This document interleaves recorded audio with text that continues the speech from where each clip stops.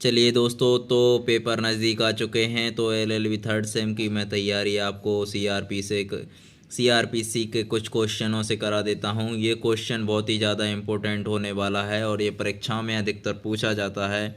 तो आज हम कुछ इस प्रकार से इन क्वेश्चनों के बारे में जानेंगे, जैसे जमानती एवं अजमानती अपराध क्या होता है, संज्ञेय एवं असंज्ञेय अपराध क्या होता है, संयोजन योग्य एवं असंयोजन योग्य अपराध क्या होता है, उन्मोचन एवं दोष मुक्ति में क्या अंतर है। इन सभी चीज़ों के बारे में हम जानकारी लेंगे। साथियों, ज़्यादा से ज़्यादा ध्यान दें और इस क्वेश्चन को टिक कर लें, क्योंकि ये पेपर अक्सर पेपरों में आता है। क्वेश्चन पेपरों में आता है। जमानती एवं अजमानती अपराध संहिता की धारा 2, संहिता दंड प्रक्रिया संहिता की धारा 2 का के मुताबिक जमानती अपराध इससे ऐसा अभिप्रेत है जो प्रथम प्रथम अनुसूची में जमानतीय के रूप में दिखाया गया है या तत्समय प्रवर्त किसी अन्य विधि द्वारा जमानतीय बनाया गया है, तथा अजमानतीय अपराध से कोई अन्य अपराध अभिप्रेत है। एक अभियुक्त व्यक्ति को उस वक्त जमानत पर माना जाता है तथा विधि के अधिकारियों द्वारा वह इस शर्त पर अभिरक्षा से छोड़ दिया जाता है कि उसने इस बात के लिए संतोषजनक प्रभिभूति कर दी कि वह यथासंभव न्यायालय के सामने उपस्थित होगा। जमानती अपराध गैर जमानती अपराधों की तुलना में अपेक्षाकृत कम गंभीर प्रकृति के होते हैं। जमानती अपराधों में जमानत की स्वीकृति अभियुक्त के प्रभार से युक्त पुलिस अधिकारी द्वारा अथवा न्यायालय द्वारा प्रदान की जाती है। गैर जमानती अपराध के अधीन यह अंतर्भूत नहीं है कि एक अभियुक्त व्यक्ति किसी भी परिस्थिति में जमानत पर छोड़ा नहीं जा सकता है। संहिता की धारा 437 न्यायालय अथवा पुलिस अधिकारी को इस बात का निर्बाध विवेक प्रदान करती है कि वे गैर जमानती अपराधों में भी सिर्फ उस परिस्थिति को छोड़कर जमानत पर छोड़ सकते हैं जबकि यह विश्वास करने के लिए पर्याप्त कारण है कि अभियुक्त दोषी है कि जो कि मृत्यु अथवा आजीवन कारावास से दंडनीय हैं। पर 16 वर्ष से कम आयु का कोई व्यक्ति, यदि कोई स्त्री या कोई बीमार या अशक्त व्यक्ति, उस समय भी जमानत पर छोड़ा जा सकता है जबकि उसका अपराध आजीवन कारावास या मृत्यु दंड से दंडनीय है। संज्ञेय एवं असंज्ञेय अपराध क्या होते हैं, जानते हैं। दंड प्रक्रिया संहिता की धारा 2 के मुताबिक संज्ञेय अपराध से ऐसा अपराध अभिप्रेत है जिसके लिए तथा संज्ञेय मामला से ऐसा मामला अभिप्रेत है जिसमें पुलिस अधिकारी प्रथम अनुसूची के अथवा तत्समय प्रवर्त किसी अन्य विधि के अनुसार वारंट के बिना गिरफ्तार कर सकता है। दंड प्रक्रिया संहिता ने अपनी प्रथम अनुसूची में यह स्पष्ट किया है कि कौन से संज्ञेय अपराध हैं तथा कौन से संज्ञेय अपराध नहीं हैं। अपराध की जांच यथासंभव शीघ्रता से की जानी चाहिए। संज्ञेय अपराध साधारणतया गंभीर अपराध होते हैं और एक पुलिस अधिकारी अभियुक्त व्यक्ति को बिना वारंट के गिरफ्तार कर सकता है तथा मामले की जांच के लिए अनुमति प्राप्त करता है। धारा 2 के में निर्देशित गिरफ्तारी की शर्तहीन सख्ती होनी चाहिए, शर्तयुक्त सख्ती नहीं। एक अपराध संज्ञेय तब होता है जब भले ही अपराधी सिर्फ किसी विशिष्ट श्रेणी के पुलिस अधिकारी द्वारा बिना वारंट के गिरफ्तार किया जा सकता है, क्योंकि भारतीय दंड संहिता की धारा 161 के अंतर्गत एक अपराध भ्रष्टाचार निरोध अधिनियम 1874 की धारा 3 के अंतर्गत संज्ञेय है।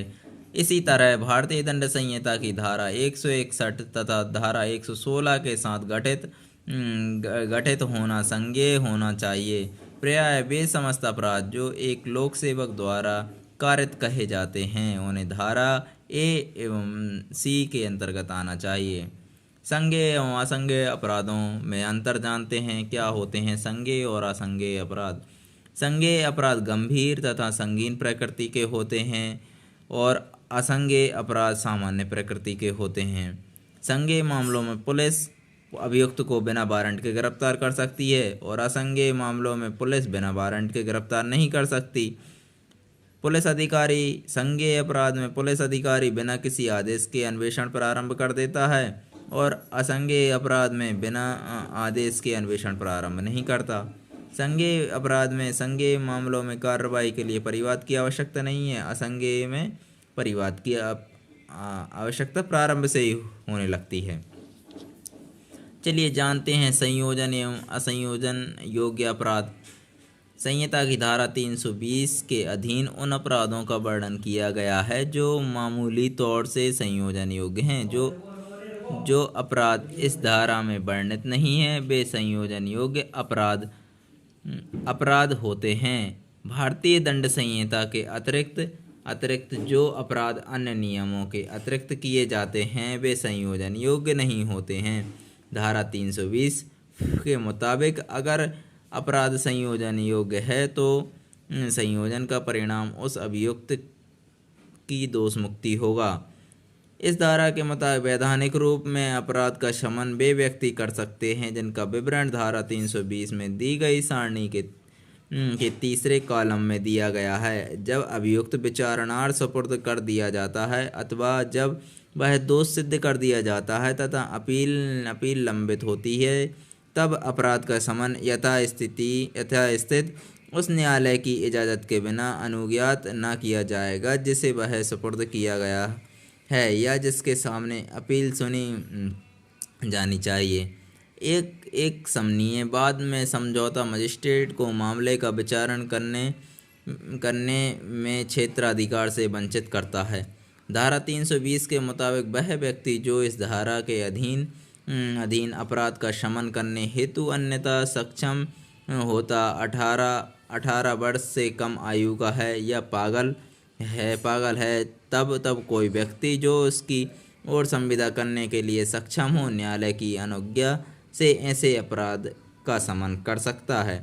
उन्मोचन एवं दोष मुक्ति के बारे में पढ़ते हैं। एक अभियुक्त उस अपराध से जो उसके विरुद्ध लगाया गया है उन्मोचन और दोष मुक्ति दोनों तरह से मुक्त किया जा सकता है, पर दोष मुक्ति का उन्मोचन निम्नलिखित चलिए धारा 300 के मुताबिक किसी व्यक्ति पर जिसका उन्मोचन हो गया है उसी अपराध के लिए फिर से आरोप लगाया जा सकता है अगर साक्ष्य मिल गए हों, लेकिन उस व्यक्ति को जो दोष मुक्त किया जा चुका है पुनः उसी अपराध में विचारण नहीं लिया जा सकता या किया जा सकता।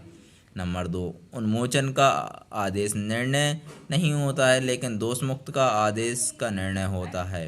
नंबर 3, उन्मोचन सिर्फ उसी समय होता है जबकि अभियुक्त के विरुद्ध कोई अभियोग पहली दृष्टि में ही स्थापित नहीं होता है तथा उससे यह भी नहीं कहा जाता है कि वह अपनी सफाई पेश करे, पर अगर अभियुक्त को सफाई हेतु बुलाया जाता है और अभियोजन द्वारा उसके खिलाफ पहली दृष्टि में केस बनाकर उसके विरुद्ध आरोप लगाए जाने के बाद उसे छोड़ा जाता है तो वह दोष मुक्त कहलाता है।